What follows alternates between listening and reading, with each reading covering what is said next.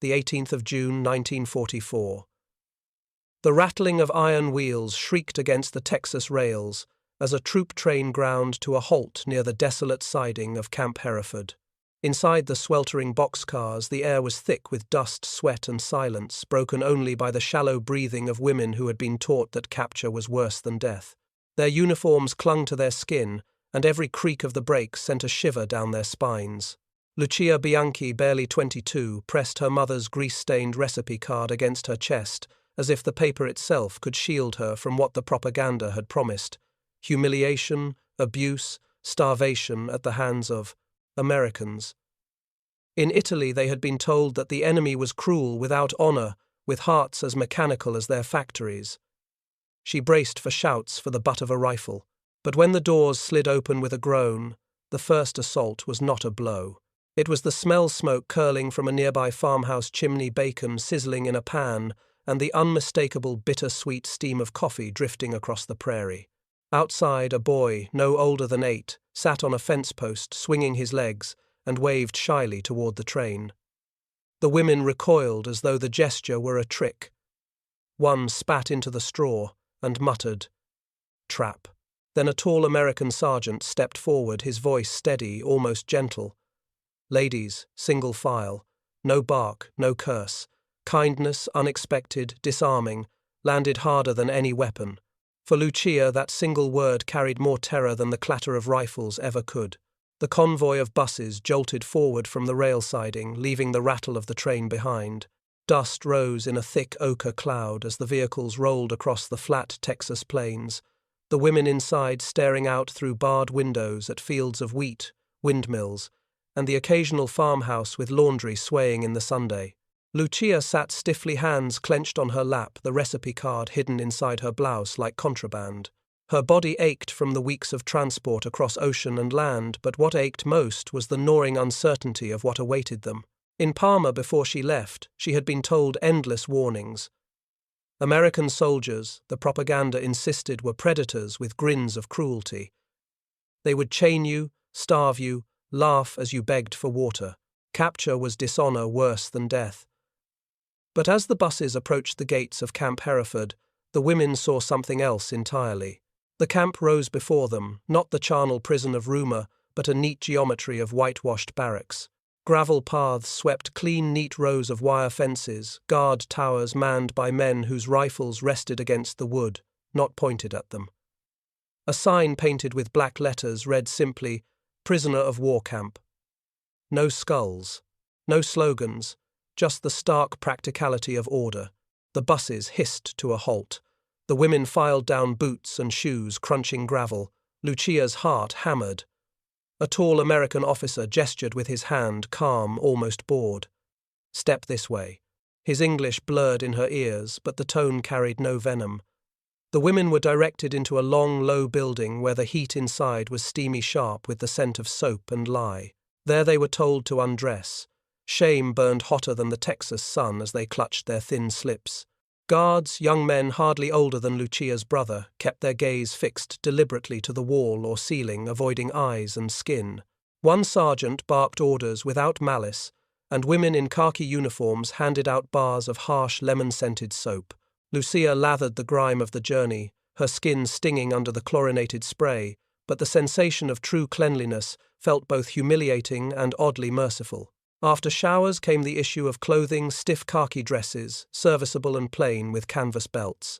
Each woman received a neatly folded army blanket, its fibers smelling faintly of sun and starch, and a tag bearing her name in block letters.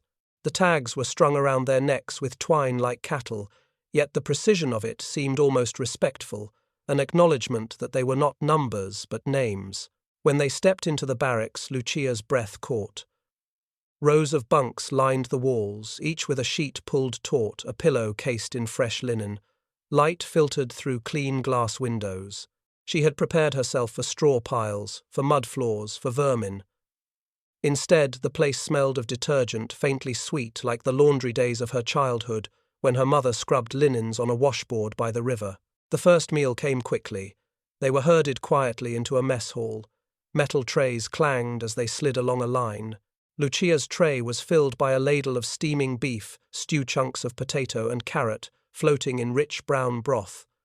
Beside it, a warm yeast roll gleamed with a slick sheen of butter, the golden crust catching the light. A wedge of canned peaches crowned the tray syrup, glistening like liquid amber. Lucia stood frozen, staring at the feast.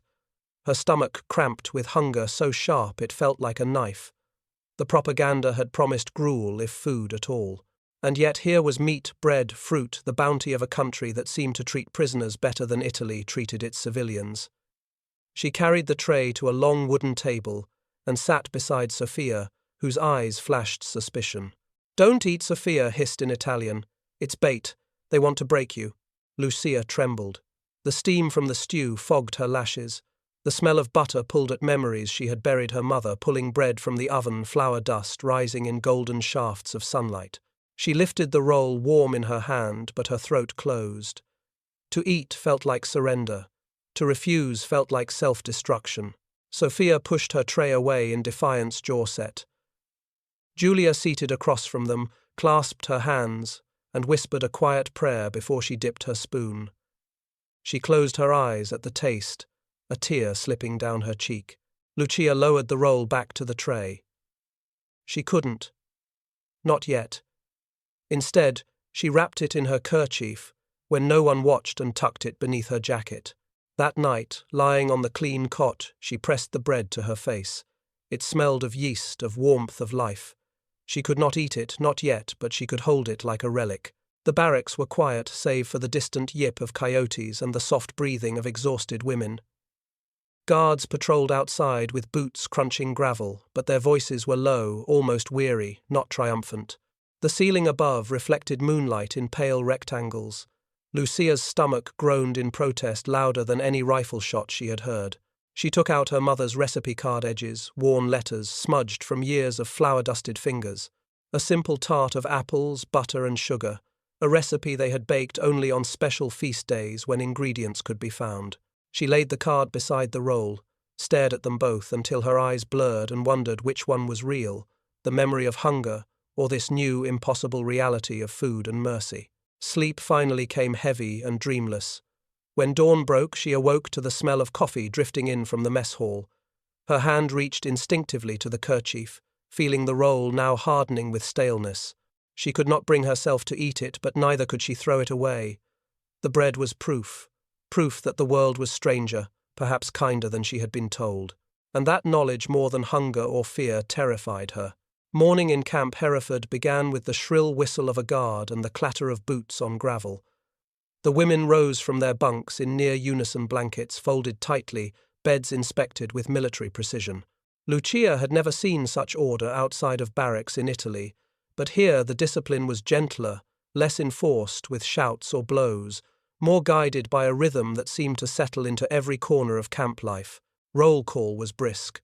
The women lined up outside Desert Wind, tugging at their khaki dresses. Names were checked against the tags strung around their necks, pencils scratching on clipboards. The guards' rifles, slung loosely, looked more like men waiting for a train than enemies charged with keeping prisoners. Some chewed gum. One scribbled lazily, muttering about the heat. The atmosphere felt surreal, like a play staged to convince them that the Americans were civilized. Lucia wondered how long the illusion would last. After roll call came breakfast in the mess hall. The metallic clang of trays echoed against walls as women shuffled through the line. The menu never ceased to astonish them. Oatmeal sweetened with sugar, slices of toast, spread with margarine, steaming mugs of coffee. To women who had known rationing and watery soup in bombed-out Italy, such meals bordered on excess. Some ate cautiously, others ravenously.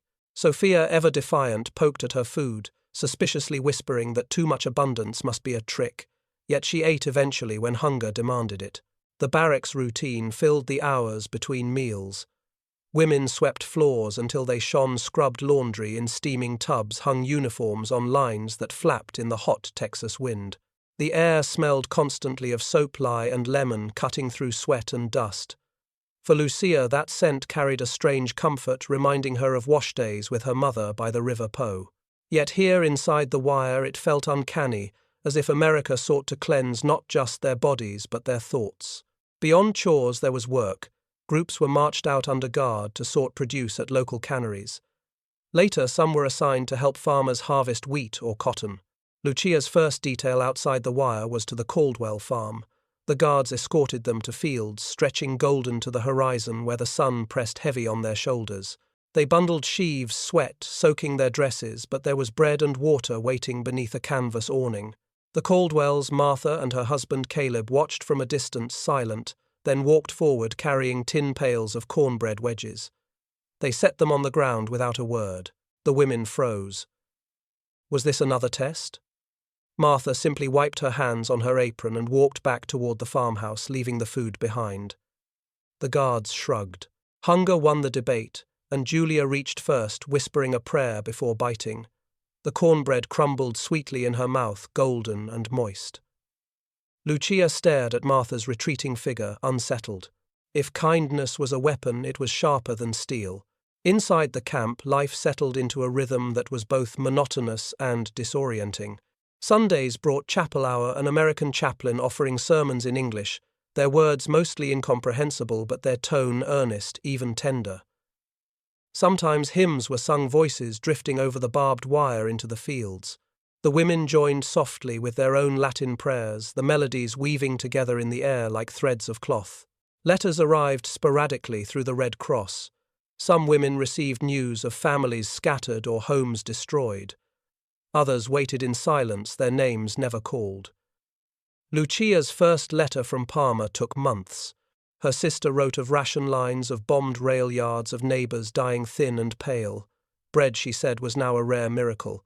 Reading those words while sitting on a clean bunk with a stomach full of stew filled Lucia with a guilt so heavy she could barely breathe. At night, that guilt turned into ritual. The roll she had saved from her first meal still lay wrapped in her kerchief, now hard as stone. She could not eat it yet, she could not throw it away. Instead, she kept it hidden in her footlocker, a relic of the moment when reality cracked.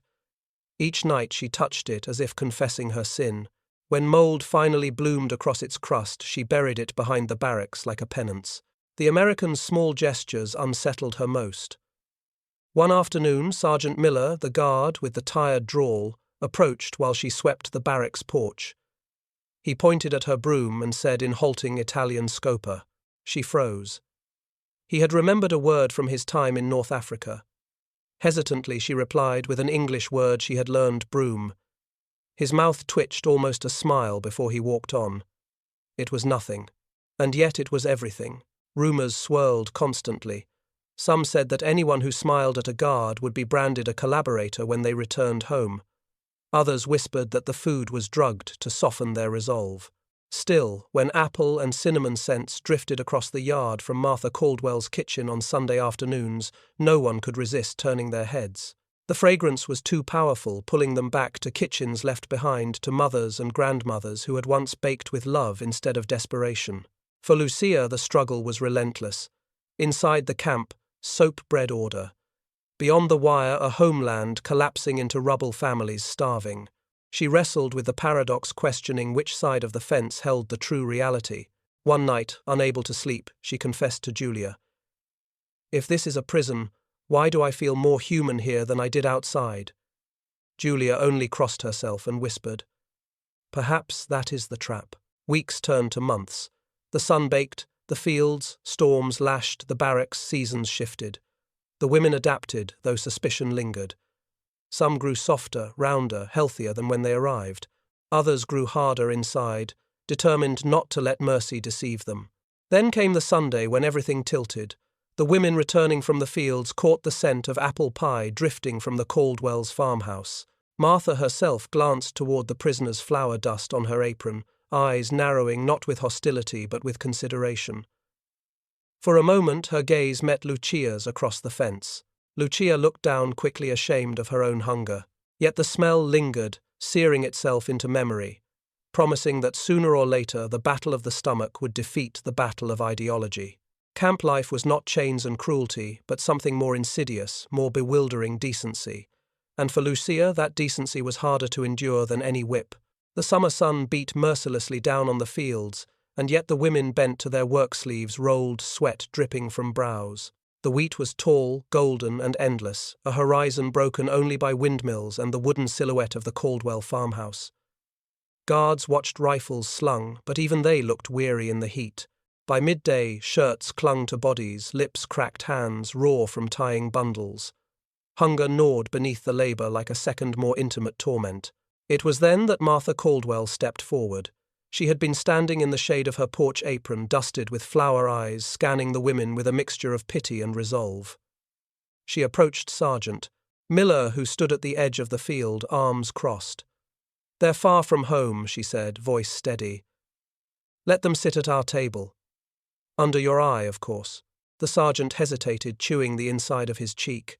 Rules were rules, yet there was something in Martha's gaze, unyielding and maternal, that made him nod. "One meal. I'll keep watch," he muttered. And so, impossibly, the gate opened. Lucia's knees threatened to buckle as she and her companions stepped across the threshold. The creak of the gate echoed louder than artillery fire.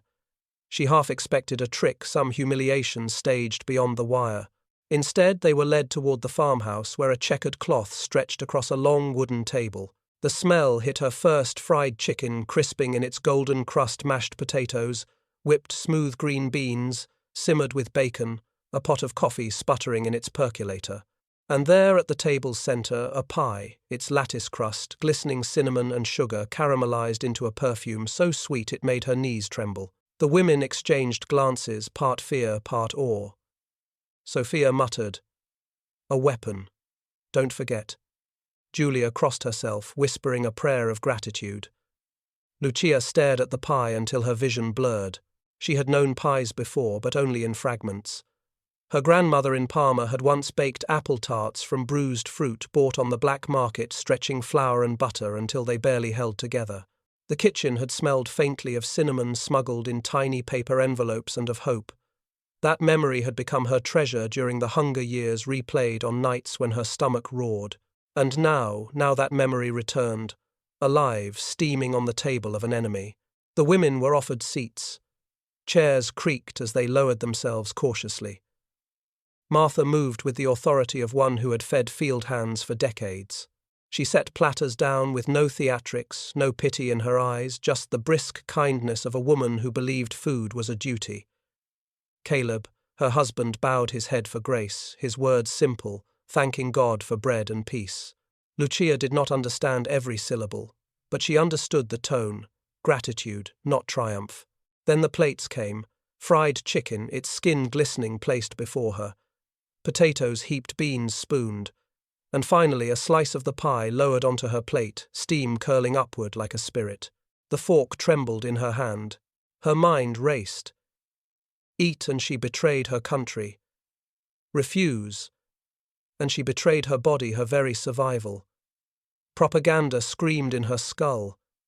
Americans were monsters, their kindness a trap, but the smell of cinnamon whispered louder, tugging her back to Nonna's kitchen. She saw her grandmother's hands worn and veined, rolling dough with a wine bottle, whispering, "Eat, Bambina, you must live." Lucia's fork hovered. She glanced at Martha, whose eyes held no malice, only quiet expectation. "Eat, honey," the farm wife said softly, as though speaking to her own child. Beside her, the Caldwell boy, 8 years old, hair sticking up in the heat, shoved a plate of rolls toward Lucia with both hands. He grinned shyly, the innocence of one too young to understand the war. The walls inside her collapsed. She cut into the pie. The crust crackled beneath her fork. She lifted the bite, cinnamon-sweet steam rising, and placed it in her mouth. Salt and sugar mingled as tears broke free. The pie was warm, tender, achingly familiar. It tasted like a home she had thought destroyed, like love surviving beneath ash. She chewed, sobbing silently, each bite a surrender not to the enemy but to her own humanity. Across the table, Julia ate with reverence, eyes closed. Even Sophia's resolve faltered. She tore into a roll with shaking hands. The meal stretched on surreal. Coffee poured into mugs, bitter and rich. Butter melted across bread. Conversation was sparse, broken by smiles, nods, halting words in broken English and Italian. For the first time since her capture, Lucia felt more than a prisoner. She felt like a guest, and that sensation terrified her more than hunger ever had. After the plates were cleared, Martha disappeared into the kitchen and returned with an envelope. She slid it across the table toward Lucia. Inside was a recipe written in looping cursive her apple pie. The paper was plain, the ink smudged, but to Lucia it was more precious than gold. She reached into her own pocket, trembling, and produced her grandmother's tart recipe. She could not translate every word, but she pointed, explained, with gestures sketched a crude drawing of apples and sugar. Martha understood, nodding with a smile that crinkled her eyes. 2 recipes exchanged across enemy lines, 2 testaments of women who believed in feeding rather than fighting. When the women returned to the camp that evening, the guards closed the gate behind them, but the memory of that table, of that pie, lingered like perfume. Inside her footlocker, Lucia placed Martha's recipe opposite, Nonna's binding them together with string torn from a flour sack, 2 worlds stitched. That night, lying on her cot, she whispered to herself, "Mercy is the sharper weapon," for in the battlefield of her mind, propaganda had finally met its match and lost to the taste of cinnamon and apple. The pie had broken something inside Lucia, though she did not admit it aloud. In the weeks that followed, she found herself glancing at the slip of paper Martha had given her folded carefully into her diary beside Nonna's recipe card. 2 sheets, one in Italian scrawl, one in American cursive, stitched together by hunger, memory, and something she could not name. She touched them often at night, tracing the ink with her finger as though the paper could explain the contradictions beating in her chest. Daily life in Camp Hereford marched on with military rhythm. Roll call work details, barrack chores, evening inspections. Yet between the routine, cracks widened.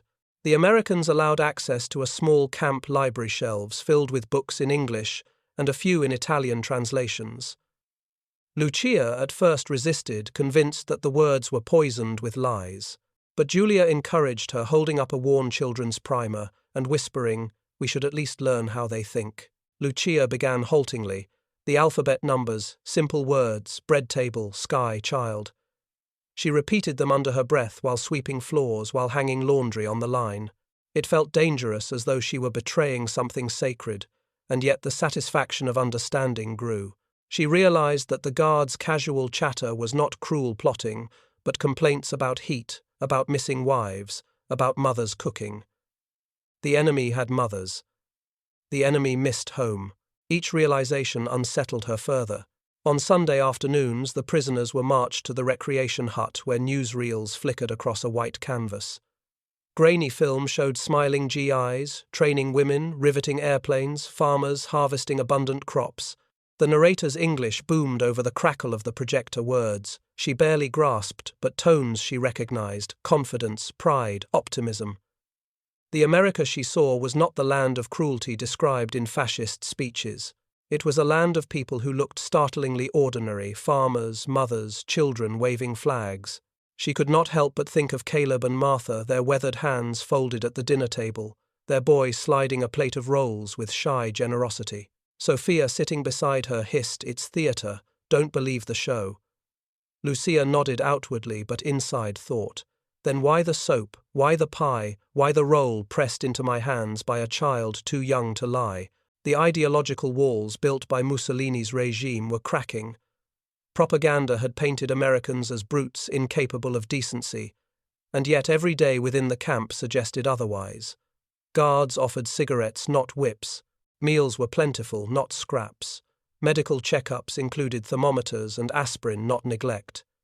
Even the Red Cross delivered packages that contained luxuries, chocolate books, fabric that seemed miraculous, and still guilt shadowed her.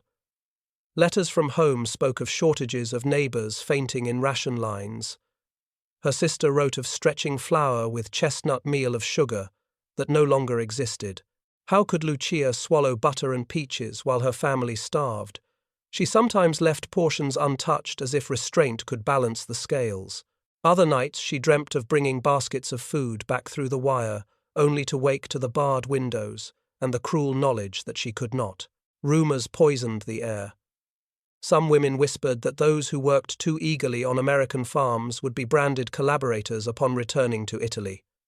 Others claimed that learning English marked you as traitor. Lucia wrestled with these fears, yet her hunger for understanding grew. She copied words onto scraps of paper, practiced them until they became muscle memory. One day, while working near the Caldwell farm again, she heard the boy shout, "Hello." His voice rang clear. She startled, then answered back timidly, "Hello." The boy laughed with delight as if she had handed him treasure. That evening in her diary she wrote the words, "If this is a lie, what else had been a lie?" She did not cross them out. The camp newspaper, written by prisoners in both Italian and English, printed articles about world events, about agriculture, about history. Some pieces critiqued the regime back home, hinting at corruption, at propaganda exposed. Lucia read with suspicion, but the more she compared, the more inconsistencies gnawed at her. If Mussolini's speeches had been false about the Americans, what else had been false?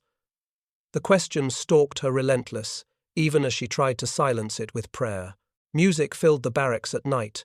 Radios played swing and jazz, alien rhythms that felt irreverent yet intoxicating. Some prisoners tapped their feet, others scowled. Lucia listened, torn. The notes felt like rebellion against everything she had been told, against rigidity, against fear. Once she caught herself humming along. When Sophia glared, she bit her lip and turned away, ashamed. The greatest betrayal she feared was memory itself. For when she smelled cinnamon, she no longer thought first of Parma but of Martha's kitchen. When she tasted coffee, she remembered Caleb pouring steaming mugs at the farmhouse table. Italy and America had merged in her senses, confusing loyalty with longing. The crisis deepened one afternoon when the Caldwell boy approached the fence with a scrap of paper. He held it out, shyly, pencil smudges on his fingers. Lucia reached through the wire, heart pounding, and took it. On the paper in crooked letters he had written a spelling list, cat, dog, pea. At the bottom, in letters uneven but proud, he had scrawled Lucia, her name.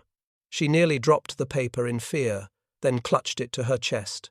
Inside her diary that night, she pressed the child's paper between Nonna's recipe and Martha's. 3 artifacts from 3 worlds, Italy, America, and the strange no-man's land of captivity. She stared until her eyes blurred, until the ink seemed to swim into one language. Guilt and curiosity battled constantly. At times she felt traitorous simply for smiling at a guard or answering a child's wave. Yet another part of her whispered that perhaps truth was not as simple as a flag. Perhaps mercy was real even in war. Perhaps her enemy was not who she had been told. One evening she wrote again in her diary, "If mercy is a lie, then I choose the lie." The words frightened her. She tore the page out, then smoothed it back in, unable to destroy it. By autumn, Lucia was no longer the same woman who had arrived trembling at the camp gates. She still longed for Parma, for her family, but the certainty that once anchored her had dissolved. The propaganda's iron walls had collapsed, not with a bang, but with the sweetness of pie, the warmth of soap, the scribble of a child's hand. And in their place stood a question she could not silence. What if the world was not as simple as she had been told? The question haunted her dreams, her prayers, her every waking hour. And she knew that once released, she could never again return to the woman she had been. The gate might close behind her, but the taste of mercy would follow everywhere. The notice came on a chilly morning in October 1945. The war was over. Germany had surrendered months before Italy, even earlier, and now the United States prepared to send home its prisoners. The guards read the list of names, their voices echoing across the yard. Lucia's was among them. For a moment she felt only numbness. Freedom was something she had longed for in dreams, yet now it arrived like a weight she was not ready to carry. In the days before departure, the camp seemed to take on a different glow. Women moved slower, their eyes heavy with conflicting emotions. Some wept openly, fearful of the ruined homes awaiting them. Others laughed, pretending the release was victory rather than exile. Lucia walked the barracks with a strange heaviness, fingers grazing the bed frame, the clean sheets, the shelf where she kept her diary and recipes. Even the smell of soap, once sharp and foreign, had become part of her sense of safety. On their final Sunday, the Caldwell family invited the women one last time. Guards escorted them to the farmhouse, rifles slung but posture relaxed. Martha had set the table as before, checkered cloth platters of fried chicken, bowls of mashed potatoes, mugs of hot coffee. But this time the women brought something of their own bread they had kneaded in the camp kitchen using flour rationed for prisoners. The loaves were humble, uneven, but offered with sincerity. They placed them on the table as a gift. Martha smiled, her eyes bright. "Then we will eat as family," she said. The meal unfolded like a farewell ritual. Conversation was awkward but tender. The boy, Caleb Jr., sat close to Lucia, whispering the English words he had taught her through the fence. She repeated them softly, her accent thick, his laughter ringing with delight. When dessert came, a final apple pie, Lucia swallowed each bite as though memorizing it, knowing she might never taste such mercy again. Before they left, Martha pressed a small parcel into Lucia's satchel. Inside lay a bag of ground coffee and a copy of her pie recipe, written more neatly this time. "For your table," Martha whispered. "Sergeant." Miller pretended not to notice, his eyes fixed on the horizon. The voyage home was long and bitter. The ship rolled through grey Atlantic waters, women huddled against the cold. Some spoke of rebuilding, others of fear that their own neighbours would shun them. Lucia kept silent, clutching her satchel like a shield. When the vessel docked in Genoa, the sight broke her heart. The port was rubble. Warehouses collapsed, cranes twisted into skeletons. Smoke still curled from bombed-out shells of buildings. She stepped onto Italian soil, not with triumph but with dread. Parma was worse. Streets lined with shattered windows, churches, gutted posters of Mussolini peeling from the walls. Her family home stood but barely. Her sister, gaunt and weary, embraced her with tears. 2 nephews, thin as reeds, clung to her skirt. They had survived on watery soup, chestnut meal, and whatever scraps could be bartered. Bread was rationed sugar, a memory. Neighbours whispered as Lucia walked the streets. "Collaborationista," some muttered. She had returned heavier than many, her cheeks, less hollow, her body not skeletal. In a land of famine, health was suspicious. She avoided their eyes, shame burning hotter than hunger ever had. The truth of the camp soap-bred kindness was a secret she dared not speak. It felt both a blessing and a betrayal. At night she opened her satchel. The coffee's scent rose rich and forbidden. She hid it beneath loose floorboards, terrified of discovery. The pie recipe she kept in her diary, pressed still beside Nonna's tart instructions. When her nephews begged for something sweet, she attempted the pie with rationed flour, a splash of oil-bruised apples bought with cigarettes. The crust was thin, uneven, but when the pie emerged from the oven, its aroma filled the broken house like a miracle. The boys licked the fork, clean eyes wide with joy. Her sister wept silently, whispering, "It smells like before." In that moment, Lucia realized the paradox. The taste of mercy given by her captors had become salvation for her family. The guilt was unbearable, yet she could not regret feeding them. Weeks later, a parcel arrived, thin and light. Its paper bore American stamps. Inside was a scrap of flour sack cloth and a faded page torn from a church cookbook.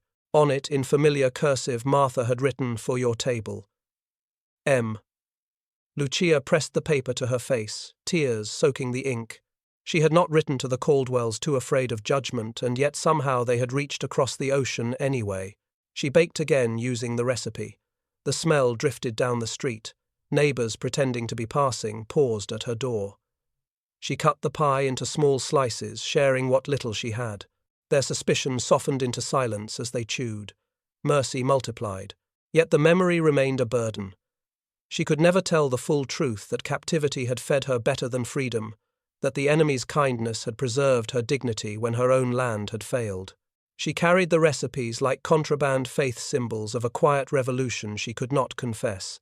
As months passed, she continued to bake when possible, blending Nonna's tart and Martha's pie into something uniquely her own. Each slice carried contradiction, guilt and gratitude, shame and salvation. The war had ended, but inside her the battle between propaganda and mercy waged on. For years she would walk past bakeries in Parma smelling cinnamon and feel tears sting her eyes. Freedom had brought her back to ruins, but captivity had taught her the taste of dignity. She lived with both truths stitched together on fragile paper tucked inside her diary. And so the aftermath of war was not just rubble and ration lines, but the haunting knowledge that kindness had come not from her homeland but from those she had been taught to hate. The gate had closed behind her, yet the fragrance of pie, the sound of a child's laughter, and the memory of a farmhouse table would follow her forever. In the long shadows of war, memories often harden into symbols. For Lucia, it was never the clang of rifles or the whistle of guards that haunted her most. It was the quiet creak of a farmhouse chair, the scent of cinnamon curling above a checkered cloth, and the feel of a recipe card pressed into her palm. In a century defined by steel fire and slogans, it was not violence that undid her certainty, but a slice of pie set gently before her by the hands of an enemy. The irony remained sharp. She and the others had braced for cruelty, prepared to endure lash and hunger. Instead, they found soap bread and the terrifying disarmament of kindness. Where propaganda had promised beasts, they encountered ordinary farmers with sunburned hands and children who waved shyly from fences. And in that contradiction lay the collapse of an ideology undone not by force but by humanity. Years later, when Lucia opened her diary, the two recipes remained pressed together. Nonna's fragile tart instructions and Martha's apple pie, their ink fading but their power undiminished. They were proof that even in war mercy could cross language borders and barbed wire. And so the final question lingers, more unsettling than any battlefield. If mercy could exist even in the darkest hours, what else had been possible all along?